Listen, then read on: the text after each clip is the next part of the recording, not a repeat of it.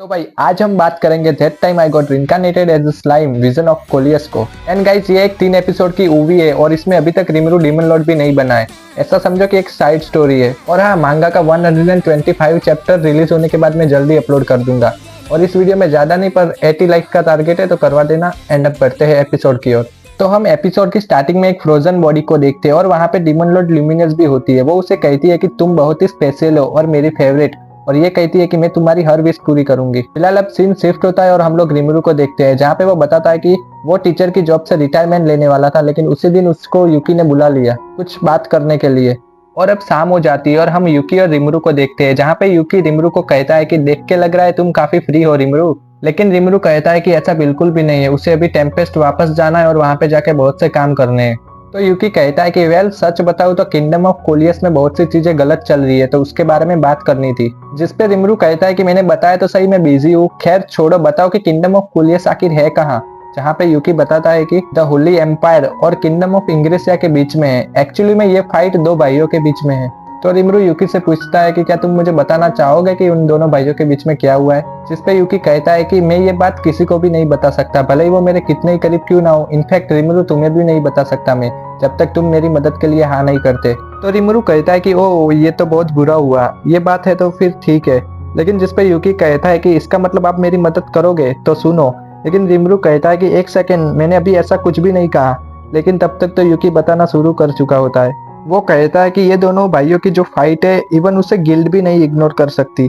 लेकिन रिमरू कहता है कि मैंने कब कहा कि मैं तुम्हारी मदद करूंगा, लेकिन तुम अपने आप ही बताना शुरू कर दिए। जिस पे यूकी कहता है कि तुम बहुत काइंड हो रिमरू, तो तुम मेरी मदद जरूर करोगे, इसलिए मैंने तुम्हें सब कुछ बता दिया। रिमरू कहता है कि यह सचमुच बहुत ही ज्यादा चालाक है और कहता है कि क्या तुम मुझे इसके बारे में थोड़ा और डिटेल में बताना चाहोगे, आखिर वहाँ पे चल क्या रहा है। जिस पे यूकी बताता है कि एक्चुअली में ये सारी प्रॉब्लम प्रिंस असलाम की वजह से हो रही है। प्रिंस असलाम ने किंगडम ऑफ कोलियस को जीत लिया है और अब गिल्ड भी उसके अंडर में है। तो रिमरू कहता है कि तुम मुझसे क्या चाहते हो। तो यूकी कहता है कि मैं चाहता हूँ कि आप किंगडम ऑफ कोलियस में जाके प्रिंस असलम का कुछ काम करें। जिस पे रिमरू कहता है कि तुमको पता है ना, मैं ऐसा वैसा काम कुछ नहीं करता। तुम चाहते हो कि मैं किंगडम ऑफ कोलियस में जाके चुपके से प्रिंस असलम को मार दूं।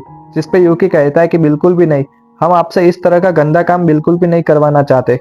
बस आपको किंगडम ऑफ कोलियस में जाना है और पता करना है कि उनका प्लान क्या है। और आपके लिए तो एक मैंने टीममेट भी चूज किया है और वो एक ए रैंक का एडवेंचरर है, उसका नाम पॉल है। तो रिमरू कहता है कि क्या उन्हें शक नहीं हो जाएगा कि पॉल एक ए रैंक का हंटर है। जिस पे यूकी कहता है कि बिल्कुल भी नहीं, और वो वैसे भी अभी इतना पॉपुलर नहीं हुआ है, क्योंकि वो अभी ए रैंक का हंटर है, प्लस उसके पास इतना दिमाग नहीं है कि वो ये काम कर पाए, इसलिए मैं चाहता हूँ कि आप उसके साथ रहो।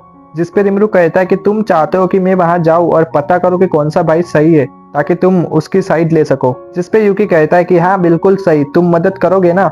जिस पे रिमरू कहता है कि इतना भी खुश मत हो, मैं अभी सोच के बताऊंगा। अब हम अगले दिन का सीन देखते हैं, जहाँ पे यूकी रिमरू को परेशान कर रहा होता है। लेकिन रिमरू कहता है कि मैंने तुम्हें पहले ही तो बताया, मैं कुछ ऐसा वैसा नहीं करने वाला।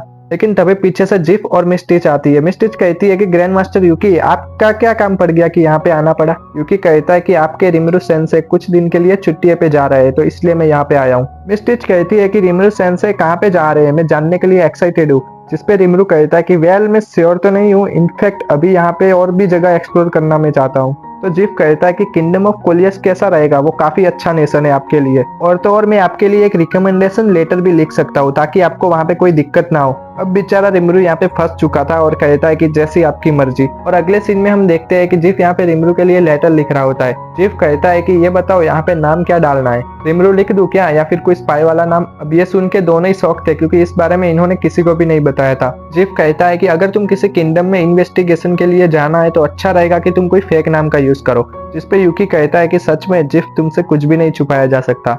फिलहाल अब जिफ कहता है कि जब से रिमरू यहाँ पे आया है, तब से उसने अपने काफी सारे लोगों को रिमरू के बारे में पता करने के लिए भेजा है। लेकिन हैरानी की बात यह है कि रिमरू के बारे में उन्हें कुछ भी नहीं पता चला। बस उन्हें रिमरू का नाता उस मॉन्स्टर नेशन के साथ है। बस ये काफी अजीब है ना। जिस पे रिमरू कहता है कि तुम काफी चालाक हो, मुझे इसकी भनक तक नहीं लगी। और जिफ कहता है कि यही बात तो तुम्हारी मुझे पसंद है रिमरू। जिस पे रिमरू कहता है कि मुझे नहीं पता था कि तुम मुझे पसंद करते हो। तो जिफ कहता है कि वेल तुमने मेरी छोटी बहन की जान जो बचाई है, तुम्हारे लिए मेरे दिल में रिस्पेक्ट तो होगी। फिलहाल अब रिमरू कहता है कि वेल मेरा नाम तो सातोरू लिख दो। जिस पे जिफ कहता है कि ये नाम तो खैर छोड़ो है, जैसा तुम कहो, और वो उसका नाम लिख के वहां पे लेटर दे देता है। फिलहाल अब जिफ कहता है कि याद रखना, ये लेटर मैंने रिमरू को दिया है, ना कि सातोरू को। जिसपे रिमरू कहता है कि फिक्र मत करो, यहाँ पे सारी इन्वेस्टिगेशन सातोरू ही करेगा, ना कि रिमरू। और फिर अगले ही सीन में हम यहाँ पे पॉल को देखते हैं जो कि यूकी से कहता है कि आपने मुझे यहाँ पे क्यों बुलाया है। जिसपे यूकी कहता है कि वेल तुम यहाँ पे सारे टेस्ट और मिशन अच्छे से कर रहे थे तो मैंने सोचा कि तुम्हारी मदद ले लेनी चाहिए, और तुम तो अब एक ए रैंक के हंटर भी हो। और उसके बाद रिमरू भी अपने आप को इंट्रोड्यूस करता है और वो कहता है कि वो यहाँ पे एक बी रैंक का हंटर है और मुझे तुमसे मिलकर काफी खुशी हुई। जिसपे पॉल भी कहता है कि वो यहाँ पे ए माइनस रैंक का हंटर है और वो बहुत ही जल्द ए रैंक का हो जाएगा। जिसपे रिमरू सोचता है कि हमारे यहाँ पे जो बात हो रही है वो क्या कोई सुन नहीं लेगा। जिसपे आंसर यहाँ पे राफेल नहीं बल्कि ग्रेट से देती है। वो कहती है कि यहाँ पे एक साउंड प्रूफ बैरियर लगा हुआ है और कोई भी बाहर का शख्स हमारी बातें नहीं सुन सकता, और ये बैरियर यहाँ के बटलर ने लगाया है। पॉल कहता है कि वेल ग्रैंड मास्टर यूकी मुझे करना क्या है, आप मुझे अभी बता दीजिए। जिसपे यूकी कहता है कि वेल तुम्हें ज्यादा कुछ नहीं, बस वहां पे जाके इन्वेस्टिगेट करना है कि आखिर प्रिंस असलम चाहता क्या है। एंड फिर वो रिमरू से कहता है कि तुमने देखा ना रिमरू पॉल किस टाइप का बंदा है। तो रिमरू कहता है कि वेल आखिर मुझे क्या, मुझे तो बस पॉल के असिस्टेंट की जगह पे काम करना है ना। जिसपे यूकी कहता है कि नहीं, बल्कि तुम यहाँ पे लीडर रहोगे।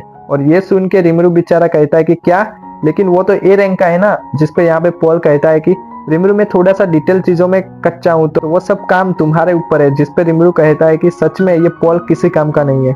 फिलहाल अब हम अगले दिन का सीन देखते हैं जहाँ पे रिमरू और पॉल किंगडम ऑफ कोलियस के लिए निकल चुके होते हैं, जिनका रास्ता पूरा रेगिस्तान से होकर जाता है। और रिमरू कहता है कि थैंक्स अ लॉट रंगा, तुम ना होते तो हमारा क्या होता। जिसपे रंगा कहता है कि वो रिमरू की मदद कर पाया इसलिए काफी खुश है। तो रिमरू कहता है कि ये पूरा रास्ता रेगिस्तान से होकर जाता है तो क्या यहाँ पे कोई मॉन्स्टर नहीं है। और फिलहाल हम अगले ही सीन में देखते हैं कि जो यहाँ पे पॉल होता है वो फाइट का सीन बनाता है और कहता है कि तुम्हारे लिए तो मेरे सिर्फ हाथी काफी है। जिसपे रंगा कहता है कि क्या वो बिना कोई हथियार के लड़ पाएगा। और हम देखते हैं कि एक बड़ी सी पॉइजनस लिजर्ड होती है जो ग्रेट सेज बताती है कि ये काफी पॉइजनस है, इसको छूने से ही किसी की मौत हो सकती है। तो रिमरू कहता है कि पॉल रुक जाओ, उससे ऐसे फाइट मत करो। लेकिन पॉल ऑलरेडी उसे मुक्का मार चुका होता है और कहता है कि मेरी आंखें जल रही है। लेकिन रिमरू उसे पॉइजन से हील कर देता है तुरंत ही। और उसके अगले सीन में वो काफी उसे सुनाता है। वो सुनाते हुए कहता है कि मैं तुम्हारा लीडर हूँ तो मैं जो भी कहूँ अगली बार से सुनना। और ऐसे ही करते करते रात हो जाती है जहाँ पे पॉल कहता है कि एक्चुअली में यहाँ पे वो स्टिक से फाइट करता है। लेकिन रिमरू कहता है कि तो तुम्हारे पास स्टिक क्यों नहीं है। तो पॉल बताता है कि मेरे पास स्टिक थी लेकिन वो टूट गई, इसलिए मैंने सोचा कि मैं ऐसे ही फाइट कर लेता हूँ। जिसपे रिमरू कहता है कि यार तुम सच में एक बहुत ही बड़े वाले बेवकूफ हो। और फिर वो अपने मैजिक से एक स्टिक बनाता है जो कि एक वेपन होती है और वो पॉल को दे देता है। जिसपे पॉल कहता है कि सच में आप कमाल के हो बॉस रिमरू। और फिर रिमरू से कुछ पोशन भी दे देता है और कहता है कि इसे संभाल के यूज करना। फिलहाल हम अगले सीन में देखते हैं कि फाइनली ये लोग किंगडम ऑफ कोलियस पहुंच चुके होते हैं और वो लोग जिफ की सिस्टर से मिलते हैं। जहाँ पे रिमरू कहता है कि मैंने ये चेहरा कहीं पे देखा देखा सा लगता है और उसे याद आता है कि ये तो जिफ की सिस्टर है, लेकिन ये यहाँ पे क्या कर रही है। और कहता है कि जिफ को अपनी सिस्टर की टेंशन हो रही थी तो इसलिए उसने शायद मुझे यहाँ पे आने के लिए कहा। वेल ये सब के बाद जिफ की सिस्टर अपना नाम बताती है जो कि क्लिफोन अमांडी होता है। तो फिर पॉल भी कहता है कि वो यहाँ पे ए रैंक का हंटर है और वो काफी पावरफुल है। जिसपे क्लिफोन कहती है कि आपकी काफी अच्छे से खातिरदारी होगी, आप फिक्र मत करिए। और तभी वो कहती है कि सिपाही हो। और उसके बाद काफी बड़े बड़े सिपाही पॉल को लेकर जाते हैं और फिर वो कहती है कि चलिए मेरे मास्टर आपका वेट कर रहे हैं। और फिर क्लिफोन रिमरू को ड्रिंक सर्व करती है। रिमरू के सामने हम देखते हैं कि बैरक बैठा होता है जो कि शायद यहाँ का किंग होता है। बैरक कहता है कि क्योंकि तुम्हें जिफ ने भेजा है इसलिए तुम्हारी अच्छे से खातिरदारी हो रही है, लेकिन तुम्हारा जो दोस्त है उसका हम कुछ भी नहीं कर सकते। इस पे यहाँ पे क्लिफोन कहती है कि लेकिन चिंता मत करो, उसे खाने पीने के लिए मिल जाएगा। और फिर अब बैरक कहता है कि जिफ ने तुम्हें शायद यहाँ पे अपनी सिस्टर को वापस बुलाने के लिए भेजा होगा। जिस पे रिमरू कहता है कि नहीं, ऐसा उसने तो मुझे कुछ नहीं कहा। तो क्लिफोन कहती है कि क्या बड़े भाई ने मुझे वापस बुलाने के लिए नहीं कहा। तो बैरक कहता है कि ये पक्का किंगडम ऑफ कोलियस और बाकी किंगडम के बीच के फाइट के बारे में होगा। जिस पे रिमरू कहता है कि वेल मैं साफ साफ बता दूं, वो यहाँ पे किंगडम ऑफ गिल्ड की तरफ से आया है और वो जानना चाहता है कि गिल्ड यहाँ पे आपका सपोर्ट कर सकती है या नहीं। जो कि सुन के बैरक कहता है कि वो समझ गया और वो यहाँ पे रिमरू जो भी टेस्ट करना चाहता है उसमें हेल्प करेगा। फिलहाल अब क्लिफोन कहती है कि क्या तुम्हारी बातें हो गई हो तो क्या रिमरू तुम यहाँ पे प्रिंसेस ऑफ जिनोबिया से मिलना चाहोगे। जिस पे रिमरू कहता है कि क्या कहा, और वैसे ये प्रिंसेस ऑफ जिनोबिया है कौन। जिस पे ये लोग बताते हैं कि वो यहाँ पे प्रिंस एलिस की बेटी है और वो फिलहाल एक खतरनाक बीमारी से जूझ रही है, तो प्लीज तुम शायद उसका कुछ हेल्प कर सको। इसलिए रिमरू कहता है कि शायद से मैं यहाँ पे कुछ नहीं कर सकता, तो मुझे इन लोगों के साथ जाना ही पड़ेगा। फिलहाल अब हम अगले दिन का सीन देखते हैं जहाँ पे रिमरू पॉल से कहता है कि क्या तुमने कुछ पता करा, किसी से बात की या कुछ इन्फॉर्मेशन निकाली। जिसपे पॉल कहता है कि मैंने अभी तक ऐसा कुछ नहीं करा। तो रिमरू कहता है कि तो जाओ और यहाँ के लोगों से बातचीत करो और कह देना कि तुम्हारा जो मास्टर है उनसे तुम्हारी नहीं बनती। तो पॉल कहता है कि तो फिर ठीक है, मैं समझ गया, अब बस आप वेट करिए। पॉल के जाने के बाद रिमरू यहाँ पे सोई को बुलाता है और कहता है कि तुम पॉल का पीछा करो और पता करो कि पॉल क्या बातें कर रहा है, और हाँ, तुम्हें उसे प्रोटेक्ट भी करना है। जिस पे सोई कहता है कि हाँ, मैं समझ गया, और फिर वो वहां से चला जाता है। फिलहाल सीन शिफ्ट होता है और हम रिमरू को देखते हैं, जिसने लड़कियों वाले कपड़े पहने होते हैं। रिमरू कहता है कि क्या ये सब करना जरूरी था? मुझे पता है कि वहां पे सिर्फ लड़कियां ही अलाउ है, लेकिन ये तो क्लिफोन कहती है कि फिक्र मत करो, तुम काफी क्यूट लग रहे हो। और तभी सामने से एक बंदा आ रहा होता है जिसका नाम गुस्ताव होता है, और ये एक फ्यूजिशियन है। गुस्ताव कहता है कि वेल प्रिंसेस क्लिफोन, कहाँ जा रही हो? आप क्या जिनोबिया से मिलने जा रही हो? जिसपे क्लिफोन हाँ कहती है और गुस्ताव कहता है कि वेल अगर आप फ्री हो तो मैं आपका चेकअप कर सकता हूँ। जिसपे क्लिफोन कहती है कि नो थैंक्स, मैं ऑलरेडी फाइन हूँ। तो गुस्ताव कहता है कि अच्छा कोई बात नहीं, लेकिन ये कौन है? जिसपे क्लिफोन बताती है कि ये कोई अनहोन है और माना जाता है कि यह बहुत ही टैलेंटेड डॉक्टर है और इसको काफी चीजों का नॉलेज भी है। जिसपे गुस्ताव कहता है कि ये सब बकवास है, क्या तुम किसी को भी ऐसे वहां पे ले जा सकती हो और वो इसकी शिकायत करेगा, बस यहाँ पे क्लिफोन वेट करे। रिमरू कहता है कि क्या ये बुरा है? जिसपे क्लिफोन कहती है कि बिल्कुल भी नहीं, ये हमेशा से ही ऐसा ही है। फिलहाल अब हम अगले सीन में देखते हैं कि जहाँ पे प्रिंसेस जिनोबिया होती है और उसे क्लोज से देखने पर मालूम पड़ता है कि वो कम्प्लीटली ब्लाइंड है, और उसके बावजूद भी वो कहती है कि क्या कोई यहाँ पे आया है? जिसपे क्लिफोन कहती है कि हाँ, वो क्लिफोन है, और क्लिफोन की आवाज सुन के जिनोबिया कहती है कि ये पक्का क्लिफोन ही है। फिलहाल ये देख के रिमरू कहता है कि मुझे नहीं पता था कि प्रिंसेस ब्लाइंड है। फिलहाल अब क्लिफोन कहती है कि वो यहाँ पे प्रिंसेस जिनोबिया को रिमरू से मिलवाना चाहती है। तो रिमरू भी अपने आप को इंट्रोड्यूस करता है और कहता है कि वो यहाँ पे प्रिंसेस जिनोबिया को ट्रीट करने आया है। तो प्रिंसेस जिनोबिया कहती है कि वेल जैसी तुम्हारी मर्जी, लेकिन हाँ, मुझे पेन बिल्कुल भी पसंद नहीं है। फिलहाल अब रिमरू सोच रहा होता है कि इसको देख के बिल्कुल भी नहीं लगता कि ये 18 साल की है। इसकी स्किन बहुत ही ज्यादा व्हाइट है, जिसपे ग्रेट सच बताती है कि इसने मेकअप लगाया हुआ है। इनफैक्ट इसके हाथ बहुत ही ज्यादा पतले है, और मेन बात, इसकी बॉडी काफी कमजोर है।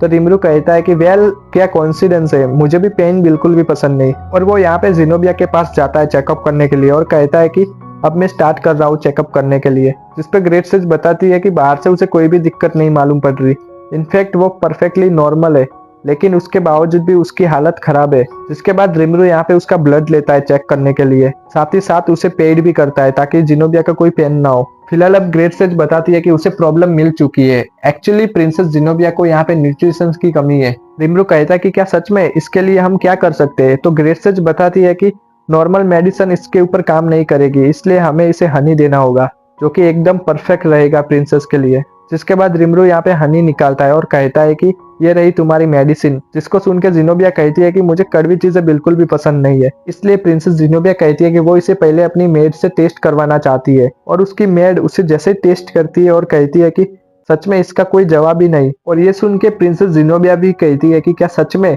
तो रिमरू कहता है कि आप इसे केक, कुकी या चाय के साथ भी ले सकते हैं, ये काफी डिलीशियस होता है। और अगले सीन में जिनोबिया इसे पीने का ट्राई करती है और उसे पी लेती है और कहती है सच में ये तो काफी डिलीशियस है। लेकिन अगले सीन में वो अपनी आंखें धीरे से ओपन करने लगती है और कहती है कि ये तो काफी ज्यादा ब्राइट है, क्या आप ही हो रिमरू? नहीं, ग्रेट रिमरू। जिनोबिया यहाँ पे क्लिफोन से बताती है कि वो अब यहाँ पे सब कुछ देख सकती है, और फिर जिनोबिया यहाँ पे रिमरू का बहुत ही थैंक्स करती है, और रिमरू कहता है कि वेल इसकी कोई जरूरत नहीं थी। और गाइज यहीं पे ये एपिसोड एंड होता है, एंड उम्मीद है आपको ये वीडियो अच्छा लगा होगा। एंड अब मिलते हैं किसी नेक्स्ट अमेजिंग वीडियो में। Bye bye.